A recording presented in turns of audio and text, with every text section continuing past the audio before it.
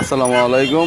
মহাখালী জ্যামের আপডেটে সবাইকে স্বাগতম। দেখুন মহাখালীর অবস্থা একদম ফাঁকা, বড় ধরনের কোনো জাম নাই, হালকা মাঝারি জাম। কোথাও যেতে চাইলে অবশ্যই অনায়াসে চলে যেতে পারবেন আশা করি। আর কিছুটা মেঘলা আকাশ এই মুহূর্তে।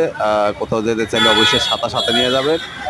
এগুলো আজকে সকালের আপডেট। আর প্রতিদিনের আপডেট পেতে হলে অবশ্যই আমার চ্যানেলটা সাবস্ক্রাইব করবেন, সাবস্ক্রাইব করে আমার পাশে থাকবেন। সবাইকে ধন্যবাদ, দেখতে থাকুন।